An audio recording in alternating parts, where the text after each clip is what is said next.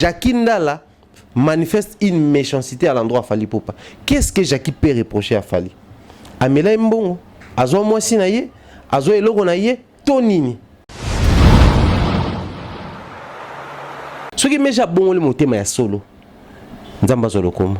Mais ce qui ali pour sentir que côté musique chrétienne, moi vidéali depuis Trina Simba bango aboye basi moto ameka souste lombongo akoya ba o tout bazaki basi wana ba koya ba mi ba letika Moïse Mbie ba no buna mo Michel Bakenda ye pa koya. C'est-à-dire bango tout batali siko que koto déjà bo basindi bakanga koto moi mbri peza la ba serre belé bazo meka kote kuna terrain vide. So na bongo le muté majorité actualité, une fois na tie kuna mbala ma nzembo batu ba oyoka. Mon place c'est okene. Mais les gens doivent apprendre aussi à faire la conversion et non à apparaître autrement. Total la vidéo va combattre. Autant donc un aveugle qui conduit les voyants. Même pas ba malvoyant, ba mona bango bien. Mais un aveugle ne bati liboso conduire bango. Wa ko ba bêtise ninga lingi. Azo finga ba maman na biso, azo finga ba papa na biso et bati liboso. Il y a un moment même batuluka ba Jackie Ndala azo ko mitala ah biso na ba maelo na ba français on a ba université totanyo on a comme l'impression et aussi bati ba boketu ba le kabiso na succès.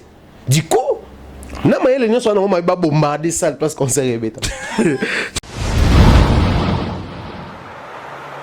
Combien de fois Jackie allé on a comme artiste en créant bilo on a bon ba créer qui on a nous la wars ceux qui nous la wars. Ils ont bouffé de l'argent au nom des artistes. Créant un partenariat na ba brassicole, créant des partenariats na ba société de télécommunication, il y a Congo Kinshasa. À un moment donné tellement ba escroquer ba artiste à trop ba traverser Congo Brazzaville pour escroquer aussi là-bas. Je me permets ces termes ba escroquer puisque tout yebi ba détail. Et c'est aujourd'hui les mêmes Jackie. Au nom de quoi il se permet tout ça? Au nom de Martin Fayoulou ou au nom de l'opposition radicale? Il s'oppose à qui? Il est qui? Il faut aussi mettre assez clair na point alia combien de bateaux à sacrifier nani nini et ça là parce que à l'époque ils étaient autour de Bokabouena match à moi point mais ça n'a aucun mère nanga avec une petite dose d'hypocrisie. Parce que le quoi comme chrétien faut c'est vérité. Autour ka bana machala Isaria solo autour ka ba wela boy Isaria solo. C'est comme si dans les cas il y a une confession. Confession oui mais il faut aussi témoigner. Parce que pour moi, Yesu ala kini, Yesu la Bible les autres batu, ba se convertir, non seulement ba confesser, mais ba avouer. Quoi avouer ça nikoloba. Les confiteurs. Donc on a droit à ça et à assumer siko. C'est seulement tant on dit mi Yesu fo ndimaye, on dit mana ba risque nyonso. Nos hommes politiques congolais balingi buzo bawana la preuve na kotangela yo Martin Fayoulou tanga sa discours na chango ebelo na ba na memeli bino bambote ya boketu ta niveau ça explique tout. Boketu a finga ba mabato betaka ba mabato kuna ça la ba désordre pona ye après toutes ces années moko ezaka Zaïre tant ba télé hymne national la zaïroise ayebité ayembi on a la langue na bango il se perd. Donc c'est dans un pays comme ça grand Congo le quoi ya biso Nde Monique, mutumoko aza moins fort, azota musaba fort. Mutumoko aza moins intelligent, a dirigé ben intelligent. Mutualité misunga, yomoko misunga. Tokate mutilinga la tezake, yomoko misunga. Nga déjà na sadere, ne la sabre, na koke na Turquie, Suède. Nga na Suède maman, na sale fo na comme la dina bella, kaponga na si na sadere. La pétrolière, grâce Mandela. Voilà, Missunga ya Grâce Mandela, la pétrolière quoi. Donc ngai na sina sadere et ba lycée na matu baza pe kuna na bosenga bukende kuna parce que ngai mo na sina sadere na ba lycée na ngai Missunga ya Grâce Mandela, la pétrolière. Missunga ezali mutuelle na biso ya santé. Ngai moko na ba lycée na nga toza déjà na katia Missunga ekopesa yo soin en cas de problème na mboka so pe senye bima libanda et bimisio kaka. Missunga ya mama Grâce Mandela. Bandeko Missunga ezali kokatela mutulinga la te.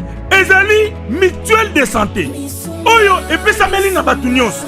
Employé to non employé, mutu nyonso oyo akoki kaka ko contribuer na mbongo mukie na fin du mois pour être mokolo akobela Missunga ezwa soin na ye na ba hôpitaux nyonso ya minene ya République démocratique du Congo. Soki maladi na yo bakoki ko traiter yango awa na Congo te, misunga akozwa charge na yo okende kozwa soin na bamboka lokola Afrique du Sud, Turquie, Suède, Russie, to Inde. Kala mingi te na bamboka misusu. Soki mutu oyo misunga ezwaki charge na ye mpo na basoin, Nzambe akamati molimo na ye, misunga akosokipe na mort na corbillard. Ate bandeko bazali libanda bakoki koadere bandeko na bango awa na Congo po ete bazwaka soin awa na mbongo bango bazali kofuta. Na misunga ta santé c'est ta vie. Et là, comme on mecha ko ça na mitu ali ko yebisa biso la vraie raison ya conversion na ye.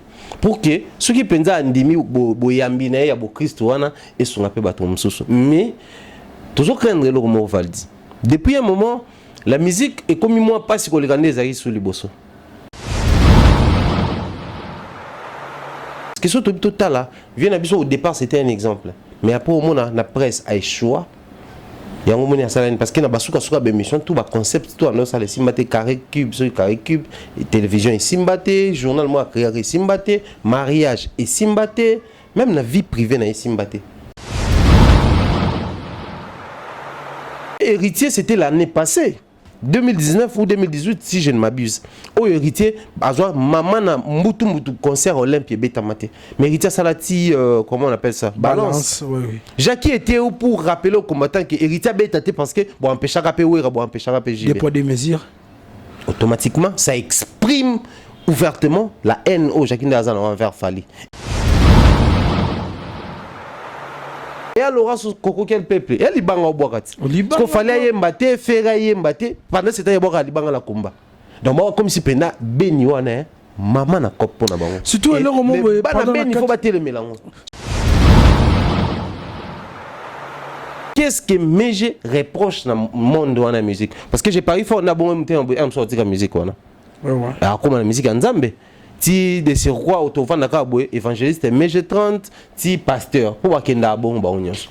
Alors avant to comme na niveau na comme pasteur faut ebisa biso ni reprocher koto ba texte musique qui si soki ba texte il faut asenga ba lokwa flamme kapa ya musique otu ya beta ba yoka ngo suste pour flamme asenga bongo ba guitare musique ba nzembo to boyebi nga beta boyoka te poza na envoûtement.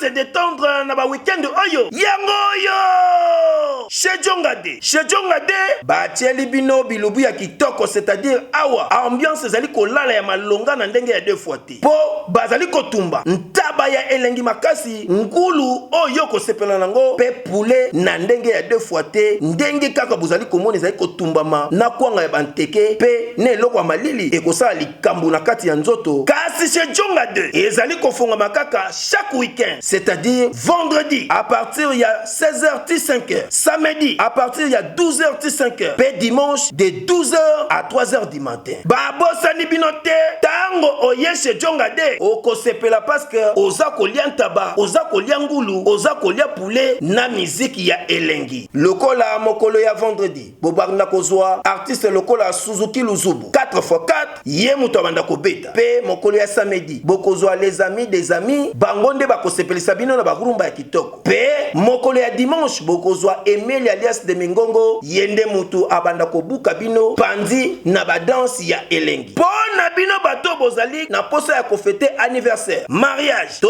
cérémonie moko boye, bokoki kobenga na numéro oyo plus 33 63 54 75 181. Chez Djongade awa soko ye okozwa service ya kitoko pe ya malonga po ambiance ezali kolala nde awa. C'est naturel soin.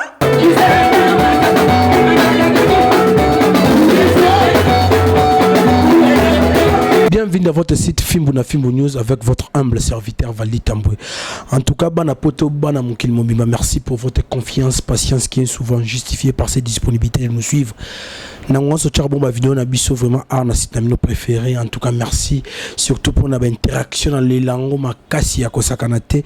Ba suggestion na ba remarque yom de ça la raquette on s'to améliorer. To kabula vraiment ma futa na mai. En tout cas, merci bien sur bozi libaku vraiment rotala biso mokolo malelo. Tikana ebisabino nde baloba na lo poto derrière tout comportement social il y a une communication. Tous en a 4 c'est vraiment il y a Flat Hotel Oridezo. Hotel Oridezo o apezomi na 4 ya veni diba ya Awit na commune ya Kalamu na quartier Matonge Tongo sa référence derrière Maison de la Bible. En tout cas, j'en profite d'occasion pour saluer directeur Blanqui Oridezo pourquoi pas Louange Joadia na yemo grand prêtre 00 Père Nanga Igo Manzambi. Bana poto l'actualité nous oblige na ebiket kana salamino son mère à mokolo malelo pour lieu l'utile à l'agréable. Balobi la chanteuse de la rumba congolaise Marie-Josée Ndiba alias MG30 donne sa vie au Seigneur Jésus-Christ au travers un baptême qui avait eu lieu hier dimanche 23 février à l'église Parole d'Issali à Paris. Pour monsieur les politiciens Jacqueline Dalla, ex-journaliste vitupéré ou veut s'opposer contre les concerts de l'artiste Fally Ipupa Oigozalabon Katia Bercy, haine ou révolte. L'artiste comédien Météo n'est pas mort, hein, bana poto bana mokimoza la pena ne kenge na ba information monsieur ya lukuta vraiment surtout ba rumeur ou les arabons na kati ya communauté na biso yamabe et les kaka ebele ya kosakanate attention avec des fausses informations. Je dis et j'insiste encore ce matin ce qu'il fallait à petit concert et ça humiliation ya ba combattants. Parole de Jacqueline Dalla côté Moustomoni mobilisation c'est samedi 28 février dans la salle Botia ata bombe na kati pour exploser, pas de concert en Europe signé communication signé Jacqueline Dalla na habité bana poto bana mokil mobimba soki marambo na lobika na somero et salibino déjà ndenge ni mais nazanga moté na plateau nazana invité na ngana ke bolela ya osakanate déjà na bino ba tact na ba flash info déjà les airs kongi replay image de Alex Binoye mais tika on a présenté poto banda bon vraiment émission na biso il s'appelle Thierry Mumbaya. Une tête bien faite, n'a bien arrivé vraiment. Boni, Mumbaya Los. Ouais, ça va dire. Moi, les réunions sont partout à Hollande. Bissou également, je dirais bon séjour en Europe à mon ami Ken Piana, Fimbona Fimbo Pito Palais. Oh, notre patron. Vraiment. Oh, change bilan fort, hein. Maintenant, na certes. C'est Rangel Moussouel Makizemé. Pour l'occasion de saluer. Les artistes, il y a F Victime, la grande famille également. Salutations comme ça à Monsieur L'Aigle, Royal Fally Ipupa. Oui, merci vraiment. On a profité de l'occasion avant de bandabon, mais tout le monde a salué Hervé Malenga, papa français.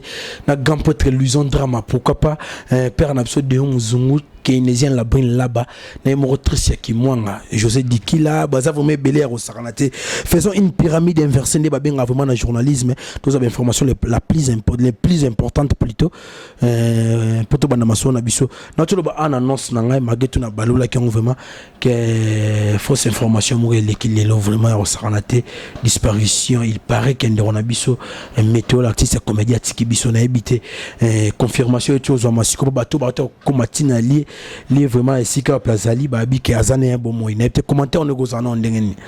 Déjà je dirais prompt rétablissement en déco météo c'est aussi aîné autour sur bien. Moi aussitôt dans une information aussitôt na bengaki. Seulement chez nous on a un sérieux problème au Valdi photo reconnaître les vents réseaux sociaux, les vents internet, les vents Facebook surtout montonyon soit ligne informer, montonyon soit ligne communiquer. Même là où il y a aucune source fiable pour Lukatala. C'est-à-dire quoi informer kaka. Même là où il y a une grande porte devant moi où on a beaucoup des informations. Mais Lukatala kaka. Aujourd'hui météo a la page Facebook. Moi je pense que aussi au lobby météo a profité. mais tu peux souhaiter na biso ezali akufate. Mais nos amis on va utiliser ba Facebook na ba mona ba information na ba groupe croyant que il y a M. Zuckerberg na zo information à poster on et pourtant ils en ont ka bateau bazwa ka ba komi en lieu place au croire na n'importe quoi au lelo to komi emporter na ba vent na ba fake news plutôt tout ça là au moni bon qui na Facebook obeti météo otalipe comme na otalipe na profil parce que so muta kufi ata soki ba poster na page officielle na mais so ba taguer information et quoi apparaître na page na. Toutes ces techniques, les gens aiment bien courir derrière les fake news, balanda, et tout. Et je pense qu'il faut tout coller. Vous avez preuve à maturité. Ceux qui congolais, africains, colis, mais seulement nos amis qui se permettent souvent les leaks, comme n'importe quoi. On a bakombo à bateau, on a ming penza bakombo à baibani. Ils doivent toujours tenir une chose dans mitou que bateau un balara par moment, ba parents, ba cousins, ba frères, et à bateau missus. Au bon moment, attention. Hein. Au bon moment, attention. Nos amis, on va fans, ma famille, nos amis côté familial. Parce que période mon rebima que non papa Carlito là ça a koufi. On a tenté en compte à contact na bato zoate. Et imaginez ce sont moi ni mo ko bengi pe na téléphone en zoate. Ta bengi oncle mo comme par hasard oncle pas na boula zoite. Le AVC na mboka. On la place mabe ko ya donc bato bazo mala légère et pourtant c'est sérieux mais aussi bato mususu pe o bazaka na social communiquer, il faut pas aller vite en besoin sur lingo communiquer.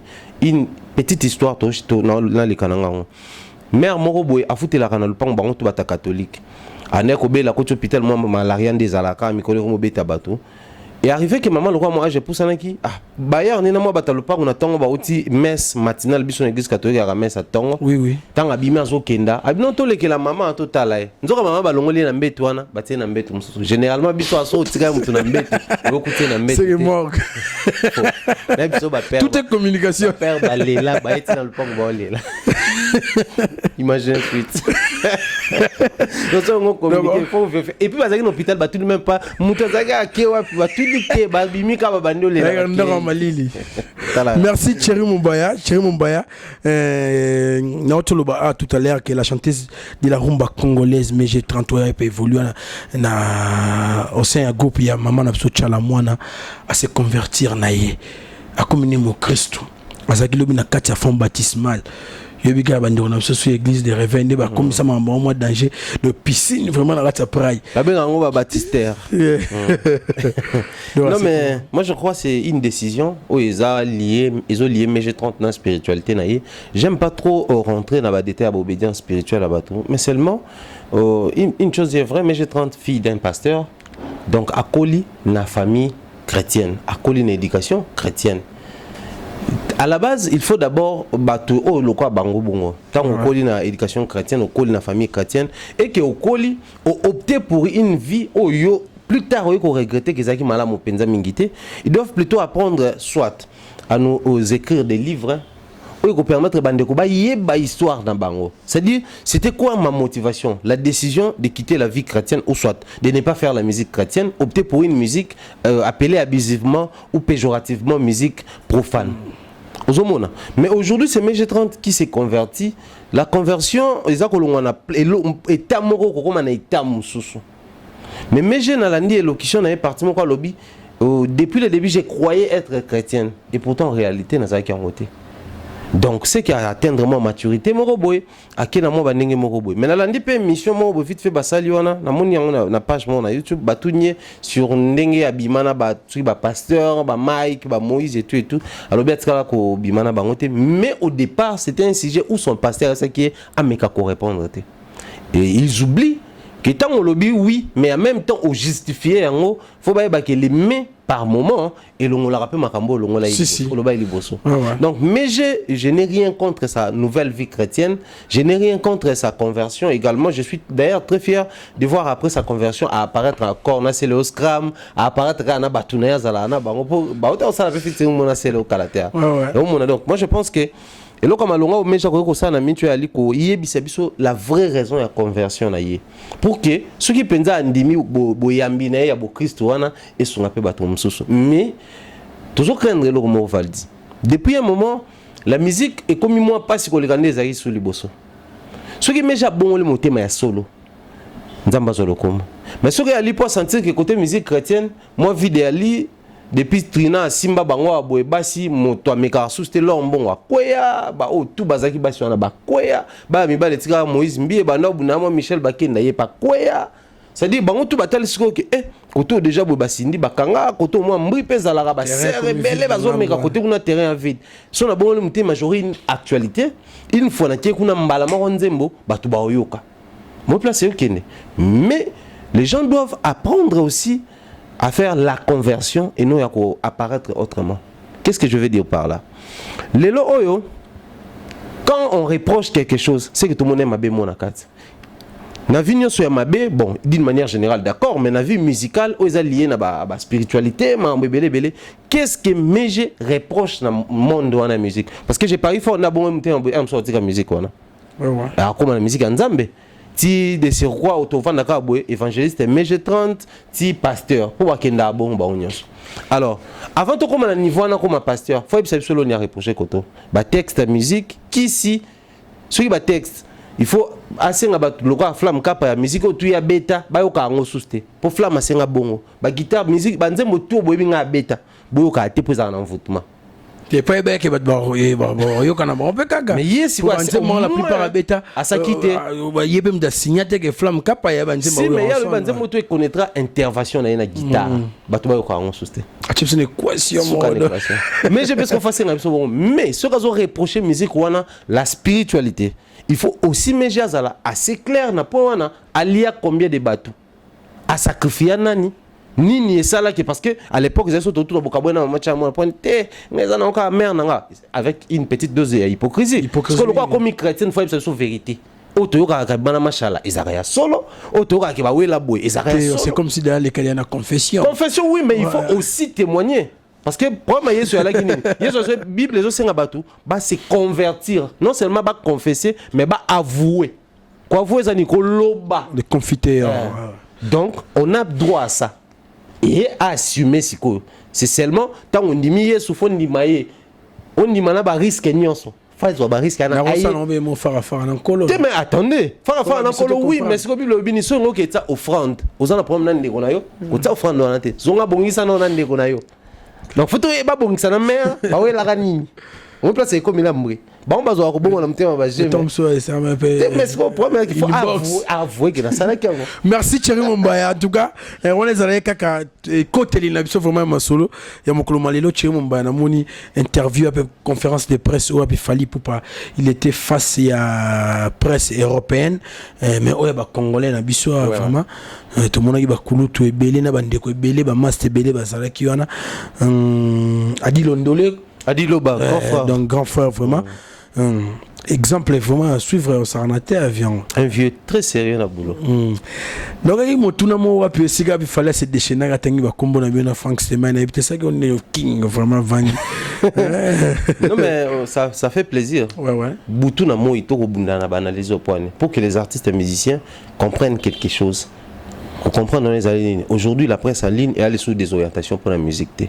Ils allaient l'apport au biseau dans la musique. C'est aujourd'hui quand Valdi présente très bien ses émissions, c'est quand Valdi se donne de la peine sous ces choses soleil de Kinshasa, Tolonga Matete, Tolonga Lemba, Tolonga Kitambo, Tolonga Bandal, Tolonga information. C'est pour communiquer. Et Valdi entre nous soit dit 10 ans au Bamissé à Betité Napoto. Qui communique pour ces artistes? N'est-ce pas Bissou Batoré presse en ligne? Ouais. N'est-ce pas Bissou Batoto Salake, Bandiko Banami qui a poto balanda Bissou. Et quand il y a un artiste, on va comprendre que bah master oh bah pétio on a bah vieux oh bah soit apporter la petite contribution na mahambo Bissou to sala. Soit ça la pureté de l'âme. A autant la terre ngane mna grand, ngane mna prêtre, ngane mna boy, il va avouer au vu et aussi de tout le monde. Donc moi je trouve qu'il fallait pour passer un monsieur qui jouit d'une pureté à âme. Il y a un Azaki na froid aux étés pour dire que Thierry Mumbaya parmi bateau bah au coup de pouce va soutenir concert au Ebetama le 28 février. Et moi je me réjouis du fait que je me retrouve parmi ces gens-là et ils ont poussé biso davantage tout c'est limité na falité. Ouais. Tout continuer même Moussala si Fally reconnaît ça nous motive même pour na bandeko ba reconnaître bisoté. Mais au moins il y a un grand parmi les grands où à reconnaître yango et cela nous réjouit. En tout cas, merci Thierry Mumba. Tu vas en karaté. Pour tout le monde communication statut dans mon équipe zongi. Bon. Tu vas commenter. On profite de l'occasion de saluer Frank Stema et Disuka. Lobby pédagogue anniversaire. En étant émission ça mes amis. Pas de Londres, on a les 21 et les 22. Mais au bêta il y a quoi ça les gars au limon la sécurité. Quoi ça les gars, on a des vidéos dans monter la bien.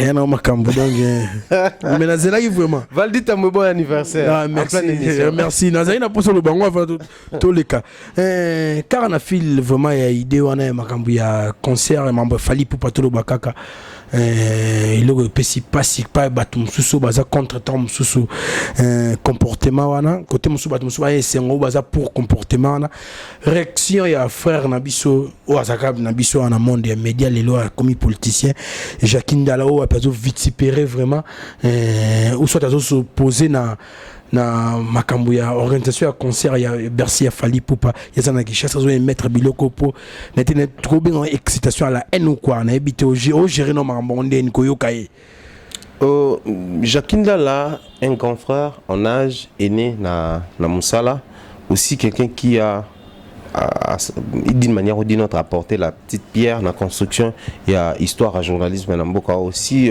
un jour comme un livre pour la presse en ligne plutôt excusez-moi pour la chronique musicale j'ai parié fort que comme Jacqueline Dala vous a autant à Malakatité aujourd'hui Jacqueline Dala s'est fait un nom grâce à la presse mais mingi photo loba nandenge ya chronique culturelle ou musicale spécialement. Alors moi je me dis Jacqueline Dala avait toutes ces raisons du monde où il a les droits, les pleins droits à rejoindre la liberté d'expression, la liberté de penser, la liberté d'opinion ou la constitution en Congo Kinshasa est qu'on réservé pour Nabiso. C'est-à-dire tout être humain, tout Congolais a le droit à la liberté de penser, n'a expression, n'a opinion. Donc Jackie, il est dans ses droits, il y a qu'à exprimer ils a pensé naïe sans pour autant affronter la loi à déranger qui est il y a Congolais. Mais seulement pendant que tout ça la liberté d'expression, faut toujours qu'il y ait une fluidité et à penser. Tant on a oublié misalikan ici, faut toujours na ça là ben en parfait la police de gestion. Il faut gérer mécanisme nangai. Na cause na mécanisme mais son mis à l'état brut. Il faut mis ça méchant. Et comme il s'en peut dévergonder peut-être mais son mission d'une manière polie n'abi ko ça on polissage et tout ne on peut s'en valeur nous des fois biso la presse ça biso ils en étape mis ça toi miner notre n'est-ce pas ça récolte traitement et puis diffusion Jacqueline dans l'état professionnel la média j'ai pari fort kaye bi makambo na makasi ozomona surtout biso to ko na détail na premier angle en so ngondeni Jackie voulait qu'on parle de lui de tout fan tout temps à Kombona et c'est un pari gagné. Il voulait seulement qu'on parle de lui. Et Ndele a l'arrêté papa. Jacques Roleke là, député Zap, oh Mafa Zap, Azongel Moïse Katumbi Zap. C'est-à-dire, on a impacté depuis en fait, a mis si comme homme politique, topé politique en Boka Nabiso. Mais si seulement Jacques voulait qu'on parle de lui, il doit aussi assumer qu'on parle d'une manière réfléchie de lui. Il doit aussi accepter que certaines personnes qui sont même au-delà, il y a pensé dans la réflexion, fingaye. Il doit aussi accepter que Batum Soussou va exposer tout bozo banaye. Parce que tant que c'est décidé pour aller il faut assumer. Nous autres vu que tout ça fort n'a exposé bateau, vu que tout ça fort n'a kolobaboué, biso tout réfléchir. Alors, Valdi, connaissez un peu de réfléchir. C'est aujourd'hui Jackie qui nous fait croire que fallait pour pas mériter qu'on bête en apporter simplement parce que les mêmes combattants, c'est les lancers pour empêcher Jibem Pianawe Ranson, Kofi Olomide, Héritier et tant d'autres artistes cités n'a pas poste yazo ça dans la publication d'ailleurs. Mais réfléchissons. Yo Tuni Biso est la haine totale. Ou révolte. Moi je dirais c'est de la haine pure. De la haine pure. Pourquoi? Parce que Héritier c'était l'année passée. 2019 ou 2018 si je ne m'abuse. Au héritier azwa maman na mutu concert Olympie Betamate. Mais héritier salati comment on appelle ça? Balance. Oui. Jackie était où pour rappeler aux combattants que héritier Betate parce que bon empêcher rapper ou bon empêcher rapper JB. Des poids des mesures. Automatiquement ça exprime ouvertement la haine au Jackie Ndazana envers Fali. Et chute même si aux alentours na Jackie a reproché Fali ni des personnels. Parce qu'il a fallu, il y a moto, Rosa individu, Fali, Valdi, Eliezer, Thierry, Jackie. Mais il y a aussi fallu, il y a Star qui mérite les soutiens nationaux. C'est ça les problèmes, c'est là où les bas blessent avec les publications de Jackie. Jackie qui nous parle que les lots oyo et tout, mais c'est de la méchanceté aussi. Parce que si aujourd'hui on se permet, il y a autant à moins publication de Jackie, il y a qu'au capturer, il y a qu'au partager dans la page, c'est parce qu'il y a eu des faillis. Je dirais des faillis parce que quand Jackie s'oppose à la production des faillis, pendant que Ferré, JB, Wera, Inosbi, Héritier, Robinho, Fabras soutiennent, c'est que Jackie s'oppose à tous ces artistes. Ouais, ouais. Or, lui, il doit tout aux artistes. Parce que si aujourd'hui il a un nom, c'est grâce à ces artistes-là. Oh, Bandimaye, sa crédibilité, en lié place sur les gars, il préférait à l'époque passer par Jackie Ndala. Ce sont ces artistes-là, on a Jackie Ndala. C'est Jackie qui publie pour dire que soyez en moto, comment il a employé qui terme, c'est Fali Poupa. Parce que Fali qui à Kotara Studio a enregistré Banzembo à Airbnb bateau il oublie que œuvre d'esprit na montante na prité. C'est-à-dire ce qu'il fallait là 50 000 et à mato le goûter mais ils en a pas prix inestimable. Azo mérité les 100 000, azo mérité ya wana moni œuvre d'esprit et ça toujours après d'année bazola ngombonka après trimestre bazola ngombo. Jackie doit connaître tout ça. Parce que sur mato les alliés quoi ko biso to benga ngolo lombo biso bangala. C'est dire qu'il faut se faire la courbette.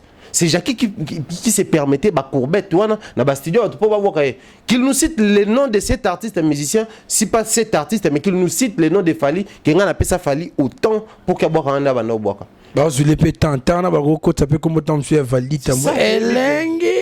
Jackie Ndala. Et comment a identité à Jackie Ndala. Et pourtant, Elengi a une émission HD Elengi, une émission où ils ont enregistré na droit il y a grand pote Chabani record. Ouais ouais. Mais Jackie a bimé son identité. La preuve to balongo lié kuna papi mo m'a remplacé Zaika HD Elengi. Mais Jackie Ndala kendaki Jackie Ndala Elengi. Combien de fois Jackie a lié mon a comme artiste en créant blon na bomba créer qui wana nous les wars ceux qui nous la wars. Ils ont bouffé de l'argent au nom des artistes. Créant ba partenariat na ba brassicole, créant des partenariats na ba société de télécommunication, il y a Congo Kinshasa. À un moment donné tellement ba escroquer ba artiste à trop ba traverser Congo Brazzaville pour escroquer aussi là-bas. Je me permets ces termes ba escroquer puisque tout yebi ba détail. Et c'est aujourd'hui les mêmes Jackie. Au nom de quoi il se permet tout ça? Au nom de Martin Fayoulou ou au nom de l'opposition radicale? Il s'oppose à qui? Il est qui? Un combattant? Il est qui? Un politique? On ne comprend plus rien. C'est ça le problème avec nos soi-disant hommes politiques. Parce que si Jackie se considère étant un bon combattant, un gars ou bien un sani, à quelle ambassade, à visa, à quel Paris, à Sangana Baïso. À Sangana ba oh na Belgique au bouquet tuer les autres bah ça li marche. Mais à Kobanosal on a Facebook c'est par pure jalousie surtout on a fouiné to on a pour longtemps on a peu bonne bakena ba Abdul Kaba bakio il mati ba Jackie na mutu après toutes ces années travailler autour des artistes je n'ai même pas eu la estime na considération de la part de l'artiste va faire déplacer pour mon travail na zone mais qu'il nous regagne azon la biso na presse. Au lieu de s'embrayer dans la politique, Jackie n'a pas encore un parcours dans la politique. Il doit faire très attention parce que mais un parcours élogé.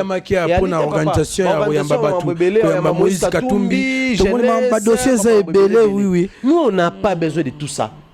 Notre plus grand souhait, c'est que les alliés, hommes politiques, ont conscience, la part des choses. On espérait dans la jeune locale à Jackie, mais il nous déçoit. Il doit comprendre qu'il a déçu la jeunesse. Moi, je parle étant jeune. Jackie nous a déçus parce qu'aujourd'hui, on se dit, dans chaque pays du monde, la culture pour nous, c'est vraiment une déception totale parce qu'on s'attendait à beaucoup de choses vu que Jackie et les autres valeur à culture. La culture n'est pas nabiso, c'est la musique qui nous a défendre. Il y a une position de force en culture. Jackie étant un homme politique actuellement, selon on s'attendait à Maramoussous. Donc pour moi, je me dis, donc à bois qui soy na liboko o elisaï. Abaki so ina liboko o e pambola ya abaki so ina liboko o e sala. Et après, s'il faut tout en termes il y a maturité, en termes il y a humanisme, je me demande il est quel genre de politique Jacques Ndala. Parce que quelqu'un qui par méchanceté politique congolais boboaka grenade na kata sala wana so qui bombe mais essaye d'imaginer patriotisme vraiment patriotisme plutôt. Attends mon kété. Ngakuna koloba au-delà patriotisme parce qu'il faut toujours savoir que les concerts de Fali, je me répète, vous avez un concert communautaire Kakati.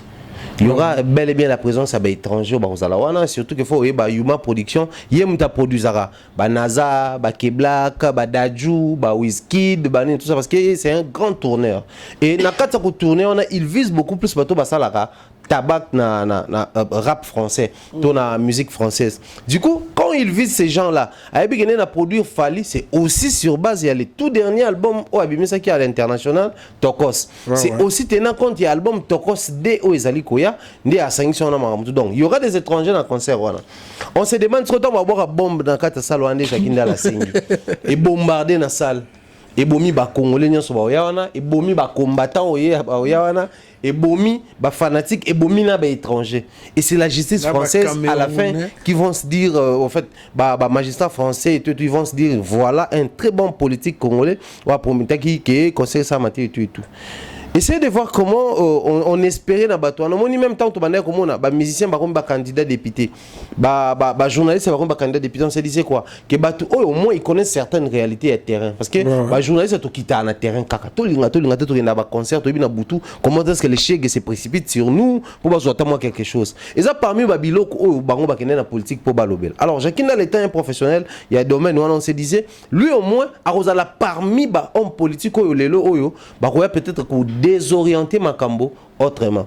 Qu'est-ce que Jacques Ndala reproche na mboka oyo? Donc lui il voulait à tout pour que ce soit Martin Fayulu le président de la République. Bon, ce que ça pour na bonté. Admettons que Martin Fayulu comme président de la République.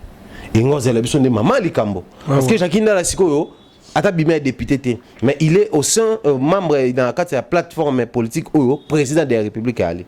Parce que chacun d'entre nous fout là soit na ko financer ba combattant pour même ça des autres dans l'activité tout il dépasse l'activité tout parce que Jackie il est ici au Congo azomona comment Fatia voyage à Zonga si seulement si lui il s'oppose à ce que Marmou tambola bien to linga qui Fatia comme président mais to linga qui régime wana système nyo selongo pona bango s'il estime que le système est long mais à foutre à Kenara partout, à la président de la République à Kenara. Sali ba sit-in, s'opposer et tout. Moi je le dis et je le répète, Jacques Ndala manifeste une méchanceté à l'endroit de Fali Popa. Qu'est-ce que Jacques peut reprocher à Fali? Amela Mbongo, Azo Mwasi naye, Azo Eloko naye, Tonini. Mais biso toyoki, on n'a pas besoin d'étaler notre frère parce qu'il fit confrère na biso et né na nzelo biso toko le kalelo. Donc pour moi j'estime que par moment, il y a une ligne politique. Il y a Congo. Il y a une politique personnellement. Pourquoi? Parce que par moment, il y a des jours où on va nous taper la TV. C'était un monsieur réfléchi, intelligent. Il poussait des arguments solides au point que les acquis sont sur la TV, ils ont eu papier nabic, aux coma. Mais soit comme il y a une politique, comme l'aura. Oh, yéti. Moutou quoi, Jacques Ndala Ibsanga. Elengi. Tant aimé. Elengi Sili. Tant aimé. Na Kinshasa ou na Congo. Jackie qui te présente un événement. Alors le bélo lingala. Français, Swahili, Chiluba, qui Congo. Et ça, ça l'a battu bien. C'était un monsieur. A Pessanzela, même na best of the best total. On a superstar à l'époque. A Pessanzela. Aujourd'hui, c'est peut-être par méchanceté. Il se disait, bon. Parce qu'il faut tout le bayango. Bato le bâti, il est déjà comme homme politique. Non. Si le Jacques Anima a fait Kandenga Sala. Bah fait un mariage et tout. Oui, là, on a vu nos cop. Ouais, tout est là, on a vu nos cop. Peut-être qu'il se disait, je ne sais pas quoi tu peux me connaître, non? Non, on a donc Bercy, on a encore Arena, on a, tu vois, nous les Jacques, parce que, rappelle-moi, moi, Mathieu vie et tout. Et pas Ekenel Abdul Kaba, chapeau dans Zouloua, Moutouna soit Braza. Pas Sointaïbo, les papes Sointaïbo. Et ça, bah, on bien dit. Les gens doivent nous apprendre des choses, surtout dans la politique. Moi, je le dis comme ça, Jacques Ndala a déçu la jeunesse congolaise. Côté tenir ba propos et tenir wana, dans mon asiko, ba combattant peut ba soutenir ango, ça explique ba combattant nini, tout ça bon en face. Voilà pourquoi Fali Popa avait dit que nous avons estime na respect pour certains combattants. bateau baza na mitou bateau bazo comprendre to combattre nini et il a dit na émission pardon to continuer na biso mais les gars va te continuer ceux qui te rosera vraiment même langage na Eliezer Kungi replay image au calme réalisateur na sa film on a film tout en vidéo ensemble nangaki na encourager pe na féliciter Fally Ipupa ezali bongo culture ya mboka na biso ngai moko ayant été maître de cérémonie ya Bercy ya Papa Wemba ya Wera na ya JB vous avez plaisir mingi leki na biso Abdul Kaba nenga osam musala wana na ko senga na ba congolais oyo ba lingi ko se déplacer délégation pe munene zo ta Kinshasa pona ko ya na kati ya kota la musique wana donc eza esengo munene donc félicitations à Fally dans équipe na Mobimba staff na Mobimba Medina ba Manon ba Edi Badiata ba Suleiman tous ceux qui ont œuvré pour que l'oko salama. C'est un grand plaisir, vous n'imaginez pas le bien que ça fait à la communauté que nous ayons la reprise des concerts à niveau Yamikele. Ferregola est venu me voir à mon bureau le jeudi dernier pour me demander si je venais à Paris parce qu'il voulait transmettre ses encouragements na Ndekonaye, Mouninga Naye, Fally Ipupa. Pe aebisa kingai que na ebisa Fally que ba courage belé et que ceux qui a bêti nzele ko fungwama. Donc ça souhait ba surtout to confondre likambo côté. Deuxième élément, bandeko ya Beni oyo nazala bango en contact notamment ba député à Beni ba zali ko organiser pe na niveau na bango ba rencontre na ba bar na ba boutique parce que musique na Beni zo beta nango malgré place toza nango musique zo beta ba fête yo sala mariage yo salama musique zo beta marango. Toza na motema pona Beni pe action oyo fallait ko sala na mbongo wana et c'est précipité ba tebele mingi. Donc toza uni Congo fort prospère et uni. C'est aussi laisser l'occasion aux autres de pouvoir se prester. Et Fally, message comme que Kinshasa, je parle en tant qu'un des leaders quinois, tout ça, il y a concert wana et betama parce que jeune bazar na plateforme na podium wana. Excusez-moi, ce sont nos enfants, ce sont des jeunes que nous connaissons ici à Kinshasa où il va retomber la bende la Congo na niveau il y a Bercy na Paris na Arena wana. Merci à trop Papi Mboma donc talaka le dimanche ngapena beta tour. Merci Crisco Louvandi, merci Eliezer Kungi replay image au calme. Pourquoi pas y maître, grand maître Rosaranate, Junior Mukuna, maître Toro. Maître Toro, un vrai matéto, Junior Mukuna, un vrai matéto. Maître Toro. Un bon mois à matéto. En tout cas, on a topé sur Bambote vraiment. Au total, la vie, nos Zachary Bababa sur les mots. Ça, le nez. Après, très banine, tout ça là. Après, c'est fait ça que les mots. Ouais. Après, très donc. Mon niveau, moi, je pense, le but, c'est noir sur blanc, c'est vrai. Seulement, ça m'étonnerait que Zachary a utilisé langage. Je me dis, là, on a comme l'impression, même les vieux commencent à comprendre certaines choses.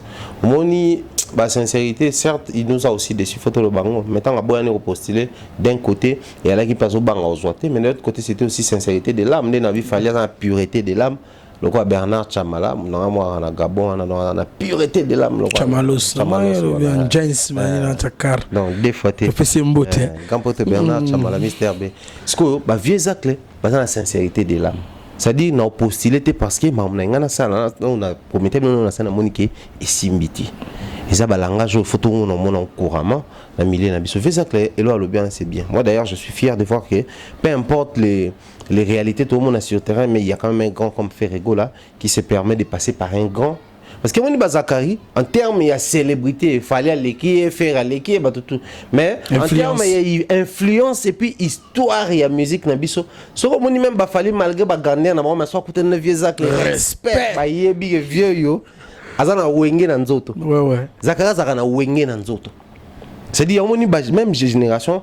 Fallait que boya ko solana mutu mo solana faire mais so bige vieux la solana faire a solana faire ko boya ko solana mutu mo bika solana fallait mais so bige vieux la solana a solaka à l'époque où on a jibe ba no pela zak la no solana ba on son balé tel niveau ne ba ko kango pe fitol posa makambo mo bona 4 points que baby que toi on a besoin na ye a bouliste est bien. Moi je suis très d'accord de voir Fergo la passer par Zachary pour transmettre un message à son frère Fally Ipupa et c'est tout ce que nous demandons dans la musique.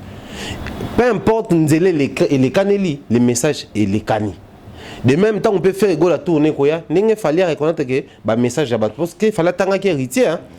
atangi Fabregas atangi bango to bato bazo soutenir de même n'enge faire épée comme Ventone batutu donc to e longo li eloko te de même peut faire gola tango on nga beta ye to soutenir héritier nga beta Zenit mo ko préparer pe kalater biso pe to soutenir ye alors makamona ya ba beni wana par exemple de to lobela boye ya ba latisi Fali l'a dit dans l'émission mais biso to le bango depuis la nuit des temps. Oui. Les combattants veulent nous faire croire que c'est comme si bon un groupe de gens n'abé bon il va faire croire que na Beni vie et élément que le temps s'est arrêté depuis combien banana Beni non Beni barana 12h barana 13h barana 14h la vie continue na Beni balia ka ba melaka balala ka balamukaka ceux qui bana fête ba betaka musique so bana festival loko na Goma festival munene sala makuna festival Amani chaque année même Davido akenda kuna Comment un festival, imaginez, papa chéri, narakuna, moi na bango trop fier. On a profité de l'occasion pour informer, on communiquer un festival où tout quoi tout, où ils ont organisé par grand prêtre Bona Wanzambi, Fondation Bona Wanzambi, président Juma depuis Japon, de Ezalapena Kuna. Ozana basinza kapashi donc na Goma. Vie ezalakanango kuna. So ke kuna o ke ne pepe bo pusani pe ba masisi o ke petit na frontière pe bo o traverser pe aussi si pozongi na ba boîte za la kuna salaka c'est-à-dire il y a une vie normale kuna seulement à un certain niveau ça nous préoccupe parce que c'est un coin de la République où les gens plairent à tout moment mais les combattants doivent arrêter parce qu'ils sont plutôt sur la entre biso Valdi certes tout s'apprendre na artiste et musicien 10 ans passés ba obetati Beni même situation Kolwezi, même situation, Kisangani, même situation, Congo Mobima, même situation. Ni n'est pas d'échanger. Aujourd'hui, il y a même un Fali Poupa comme ça. Au nom de la fondation Fali Poupa, et Tamaï na commune à Kisensu. Et so mati bali, Kolokuna Atabamai. Fondation Fali Poupa, ça va ambulance. Maintenant, nous avons déjà au nom de combat. Que d'un côté, tout le monde a rappelé le gouvernement qui va ça mais de l'autre côté, pendant que on va comprendre dans la lanterne, biso tout le bon na poche. 10 na yo 10 na ye 10 o kuna toti na ona Beni toti na ona Goma et salamate ba on ba linga kaka grand prêtre yo no legi ba tout ça c'est le Coco onde ba linga prêtre bino ne makambu bino ne bosala ba faire be mission na ba yanki ona non danger bana kini bana ngola bana ni tout ça à ça le transfert mais nos amis qui meurent là-bas mais parmi ces artistes là ils ont bon ça il y a un concert artiste bon nga beta boy abi 40% recette nanga na otinda ngokuna pona to accompagner ba projet UNICEF pona bana bazana Istanbul na katiote gampote Thierry Mumbaya différence niezaka na ba congolais musu baza Congo de nationalité mais le quoi vendre na poto ya ko jouer na ye ba Congo de nationalité musu la na Kinshasa ba ko jouer te na habité là j'ai fait allusion na rota tomso parcours ya ba maître Gims différence nieza entre ba maître Gims na ba Fali seulement moni Fali yemode à sa réponse. Si ba betité pendant 10 ans pour baza faible. Bandimi faiblesse là-bas. Tant au muto babara les imbéciles ne changent pas. Oui. Et pour muto miyeba, au fait pour muto qui est dans liboso, faut assez découvrir d'abord. Quand un artiste te dit ouvertement à la télé, tu es faible et on accepte position de sa faiblesse, il faut tout avancer. C'est qu'il a eu conscience comment ne plus être faible. Seulement les artistes doivent prendre conscience. C'est un vent nouveau, ils ont soufflé, sont remarqués dans le milieu d'artistes. Ils ont compris que tout le monde est bêta. Les combats n'est plus une raison pour empêcher le bêta. Plutôt, il faut tout orienter autrement. Ouais. Pendant que tout empêché, ni mission bêta politique et ils ont bon, on peut gâter. Moi, rappelle dollar et matakaka, culture peut ça nini, ils ont quitté la musique. Bané va perdre. Bisous. Parce qu'il y a une différence. Ok, non, on va congolais. Kuna tozo ba leki na biso kwa ba Gims, ba Daju, ba bani musique kuna, ba sali musique ya kuna. Peut-être tant ba betaka, ba za fort parce que musique na bango suka communautaire té. Mais surtout tous on a son communauté. Sam Chintu, les anciens des quartiers latins du quartier latin. Ba beta chaque dimanche pas avec Djonga. So sangisi les anciens des Mani Dolo, ba bele ba roi David. Ba betaka. Bangu tu baza suku tu ba congolais pena ya mubesu ba ngunda tala niveau mamoisa donc pour moi que des poids des mesures et puis zaka nini au-delà de tout méchanceté tant total ah Joe Falio mon kilika yera ya beta te ferré ora ya beta te héritier ora beta te même ba babandi siko est-ce que même bina filé so ba beta concert ata na salle moko boy na poto ba combattant ya même bina filé ouais so ba beta ta salle moko boy atondi ça dans petit a tout à palais des sports t'es sur Zalaka Élysée Montmartre tout tient na ba 4 ba 4 divisé par 4 so bina filé kaka loko la bandi musique awa a beta te ba boya mais so aussi ba vie loko la o ba si ba ça ba succès pe ba leka ba na poto kuna ba robeta donc des poids deux mesures voilà pourquoi tu combattre en et moi je pense qu'il est grand temps que les artistes et musiciens ba mo ba zo peka conscience que les vrais combattants les Congolais réfléchis les Congolais intelligents et intellectuels ba zo les devant la makambo parce qu'on en a marre de voir des messieurs par moment au total la vidéo ba combattant au tapena donc un aveugle qui conduit les voyants même pas ba malvoyant ba mona ba bien mais un aveugle ne bati liboso conduire bango wa ko ba bêtise ninga lingi azo finga ba mama na biso azo finga ba papa na biso e bati liboso yango moni même batuluka ba Jakindala azo ko mitala ah biso na ba maelo na ba français na ba université totanyo on a comme l'impression et aussi bati ba bokechu ba ole kabiso na succès du coup na maelo nyoso na ngoma ba bombarder salle place concert rebeta moi place de l'eau ça là au lieu il y a repousser bateau l'intelligence ba remis ko abrutir bateau donc mutamaye la telle benage bateau tout malgré ba maye était mais bazan célébrité et de voir que nos hommes politiques congolais ba lingi buzo ba wana la preuve na kotangela yo Martin Fayulu tanga sa discours na chango ebelo na ba na memeli bino bambote ya bokechu ta niveau ça explique tout.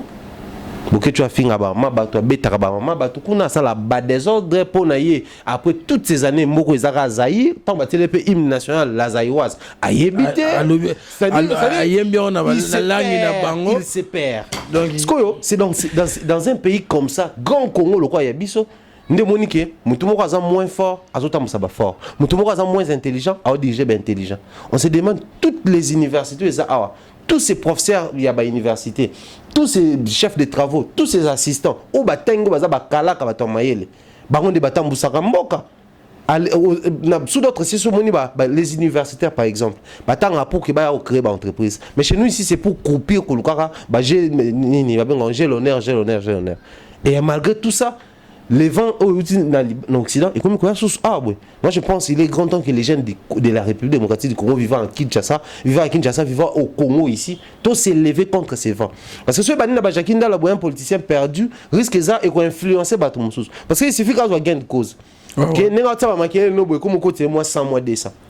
Il y a des politiques qui sont tu as sollicité au monde andi comment le youtubeur le tu as moi qui à Paris Bruxelles Allemagne bani tout ça on a sponsor na boy tant ba ya Laura sur Coco quel peuple il libanga au boakati parce qu'il fallait yembaté faire yembaté pendant c'était yeboka libanga la combat donc moi comme si penda beni wana maman na kopo na bango surtout alors au moment pendant il faut battre le mélange selon mon na katiote néanmoins c'est une pièce montée ou comment combo ya père na biso morbe donc na bengue perse congolais papa na biso to yebi nentika na yebi kala pour avoir la chance ya komona ba père na camarade ya père na moi ndeko sala kala na Itex Africa il s'appelle Albert Yuma Zaki gestionnaire Itex Africa pendant 25 ans tant gérer chez Camille Itex Africa Koufi Azaki yenem de salara Itexco mais ça Itexco parce que maintenant on a tenu là il y a soldat tant Itexco Koufi a comment il a Camille les lois à Gira Kamamba il y a entreprise associée il y a une entreprise il y a Mboka babi yende mutazana base ya concert wana mais Yuma wana na landeli l'internet c'est comme si et ça pena Yuma oh ya Robert Yuma te mon banepte yo Fali ça fait trop mal ça fait vraiment mal nakati samso ba congolais to liteka contre le kwana abrutissement to kobojo ba o kongola ko molata nous devons lutter contre ce système le commis Valitamwe a fingio a publié le mois fingio ngana ina sa publication na fingio na page no boy elote le commis Tamwe Mwamba azaka papa ba validi Tamwe na vérifier te ngape na ke olena ba na yoka ki mo veta boulay yo ngape na les gars ba fait nanyo pour moi la place en fait ça prend la tête à un niveau on se demande ah congolais Et puis que biso balobaka bata Kinshasa awa tout ça connexion bokananga malongate parce qu'à l'époque ils avaient bon binoka koloba bokana internet ça malongate. Aujourd'hui vu que ba comprendre que ba émission tout batala biso mtoko tsangwa partir à c'est que toi internet et commence ko pyramide inversée. Bato baza mikila poto sous-entend que bana mboka ils a développé bana mboko mutu soki alinga faire lo kwa ken internet atali ba site officiel aki autant na Wikipédia na Google et tout ayebi ba site nyonso to blog nous sommes ko information contrairement à tout le monde dans la communauté fallait avoir raison de tenir une émission dans la communauté parce que Albert Yuma wana eza po yozo kamoni ba komika YQM atondeni parce que on eza Yuma on eza Yuma c'est-à-dire rien n'a Yuma, c'est un groupe de production. À sa tête, il y a un maghrébien. Là, ça n'a rien à voir avec Albert Yuma. Yuma produit les Gims, Nino, Aya Nakamura, etc. Il évolue plus dans le milieu rap français. Donc, l'information, on a qui est bon. Donc Yuma, en fait, c'est un tourneur. Il y a production, ils allaient plus dans la scénique. À produire œuvre phonographique genre concert ils ont concert Yuma after fali MHD bazaki na programme na ni tété ninga kota prison bongo anga beta à part MHD des programmes là batu bazana ebelé parmi bango wana ba congolais bana kati entre autres NASA aza prévu beta pika ka Bercy wana ba ote ko beta Bercy Dadju fali a beti batu msusu pe ba ko beta après donc côté wana congolais tout ça l'effort tout là que ça peut être moins minimalement maïle na biso tout le monde ba bassesse les combats ils attendent bala on veut l'observer Albert Yuma niveau yombo pena donc to anoblir combat na biso les que to quitter on a niveau ba mobo il y a bas de l'échelle les importantes. Moi je pense tout ce que nous pouvons dire au niveau où nous sommes arrivés le tout ça le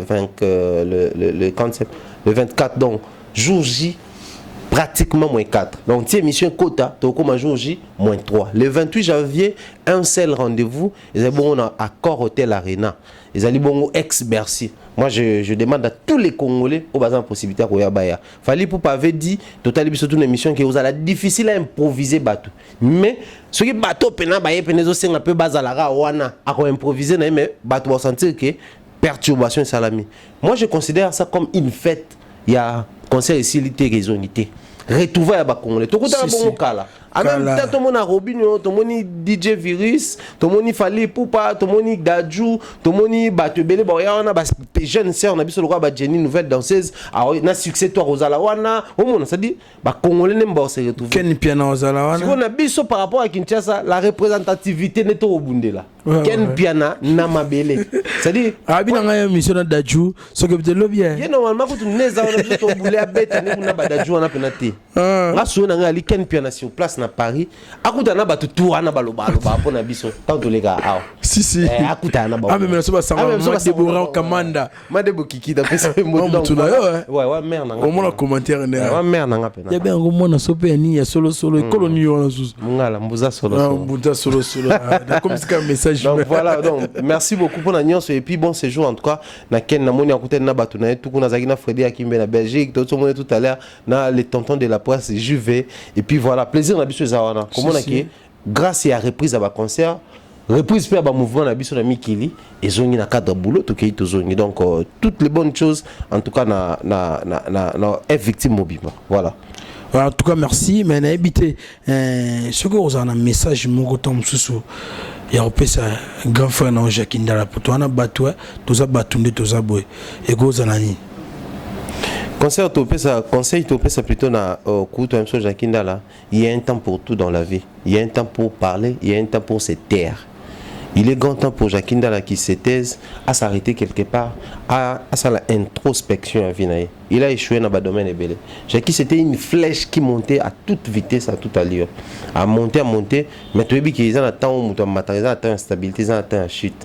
Mais la vie, soit il y a des faux pour soit chute, soit atterrissage. So yo mioni ko atterrir au sa chute. Oh Jacques Ndala salio, ils allaient chute. Mais so quand demande qui atterrir parce que surtout tout là, vient au départ c'était un exemple. Mais après au moment la presse a échoué. Il y a un moment parce que na basuka suka bémission tout ba concept tout en ça les simbate carré cube, télévision et simbate, journal moi créé simbate, mariage et simbate, même la vie privée na simbate. Vers na bandal na suka na nini bakinkole kuna basele banini tout. Wana kudava kende kuna moni na kotni bandal na suka nini avocat koma kitambo mbula mo ebetara donc mai pene kotarati na palin vers bimane loroté. Yango toloba isa ba signe ya mutu a échoué na vie. Alors une personne qui va attendre connaissant bana bandalo ba bendara na palin vie aux ça la situation ya king. Tout ce qu'il faut faire pour s'arrêter quelque part. Au sali introspection, au tali là où ça ne marche pas, là où il y a des petits couacs ou des blocages, au bongisi et puis aux ongles là. Tout dépend de la conscience. On sait que la grande femme à s'arrêter dans quelque part. Parce qu'en force, il y a quoi apparaître, à apparaître dans l'idiotie, au final, même respect autour des voix. Si dans souka, en méritant on soutient. Parce que la méritocratie, il faut qu'on ait un domaine tout. Même le domaine à respect. Mais tout pour respecter, il faut qu'on vende total au méritant. Mais tout pour soutenir, tu vends total au mérite. Même les artistes musiciens congolais, si ils soutenir, il fallait pour vendre bataille que Joyo a mérité des soutiens parce que il va réussir il a percer pour que porter tika la polele biso peto le kana par rapport à bataille na biso. Donc c'est comme au naza ngolo quoi conseil pour Jackie. En tout cas merci. Mais les lots différents éviter fallait pas ça différence to qui muté mabe car les temps bazo taxer minkago bango baza ba leader d'opinion ba musicien baza ba leader d'opinion bango ne ba rechanger temps sous opinion publique ba émettre quelque chose ba télé mais la marambo et ça la ba beni buena be mais ba leader d'opinion ça peut car ba musicien té faut qu'on se le dise pour tout le monde ba Samuel tourner ba télé marapé na mboka na bango na ba Côte d'Ivoire pour ba jouer équipe nationale beta ba cha bon caté vraiment. Non en termes de starisme hein, ou des célébrités, il faut reconnaître que les musiciens, les joueurs ont succès, la célébrité, qui leader dans le monde. Quoi de plus normal, il faut pas pour les musiciens. Bon, tu vas côté poignant, surtout quand on va jouer, on va appeler un boka. Les musiciens, il faut pas que célébrité, il faut pas yemba bango, il faut pas ça. Contrairement à Mambo, tout le monde a. Même si on va Côte d'Ivoire, Cameroun et comme peut Colanda biso. Seulement chez nous, Mbako ko imposer des batouté. Les mal au basa les aïe ko imposer. Gilet jaune a imposé Makambo, mais ayakate ko arrêter train de vie. Azoboya yenda boyine ko sala ngakuna ngana mona pena kulika mala mingi ke France pende sentir que communauté congolaise ezalaka awa balinga suko ke misala te pour ni pona mboka na bango marché bien parce que ba ko vivre kaka na mbonga ba chômeur. France a senti que tout dépenser trop pour na bateau toute sa pression na mboka na bango ebonga. Et il faut qu'on se le dise, les combattants bataka pression te na politique so ba notre pression tu comment coopération franco-congolaise est là. Tout le monde a peut-être payé un seul moment ça sur le plan politique. Mais vu que la pression comme la politique, il y a un échange avec l'autre. Donc moi je pense que cible bien des musiciens, mais le cas va comprendre que ça l'erreur aussitôt pour comprendre, va avancer, le cas va tout le musicien va bêter là-bas. Oui, merci Thierry Mumbaya, en tout cas merci vraiment. Nous on dit que ça la liboso un micro na biso liboso caméra na biso film na film n'habiter moi battu européen ça mbote bazali pour tout comme voir na soka émission na biso. Merci pour l'invitation, merci à Crisco Louvani, merci à Eliezer les bébés de la presse malgré comment tu vas il faut quoi. Merci Pena. Mutasiga bébé msoaye. Bakoli. Non maman Koli déjà. Donc bien des bonnes choses comme ça à Mère Kabichi à Cresson Sengo. Wana baza bateau ya biso bazala également je dirais un grand merci à Merci la première dame de Lausanne motema vena biso go belisha ba pareil à Rich Andy Loua un enfant pas comme les autres mais salutations comme ça à Spago Spaghetti qui nous suit depuis la France et à Zabona artiste et musicien est victime et au salut biso fait plaisir et puis bien des bonnes choses comme ça à mon mentor Jean-Claude Longange à ma maman depuis Londres maman Rose Falia là balé qui nanga tunanda qu'on a pesi bango mbote et puis bien des bonnes choses comme ça à Choubé le King Bernard Chamala qui nous suit depuis Libreville le roi accord Arena to donc Gabon to la concert on a nenga Libreville. En tout cas merci na banyo bazaki vraiment Sinzili wana e Hollande la biso pena bande tisuka. En tout cas merci na ebike ba commentaire vraiment écolé belé ceux qui ba suggestion to ba remarque ezali en tout cas benga poto fingi et rokende na ngaka en 20 là je vois père na ngai de muzungu azanga raté vraiment pour na conseiller biso pour pas diable tezon putu babi M8 ya Bodri Bolanga Glody Lukanu mais c'est les Parisiens Hélène Kambala Jancy Kandolo père nanga Jancy Kimbembi il y a Louison Drama grand prêtre Mongolo Mpala M13 papa français Hervé Malenga président Djouma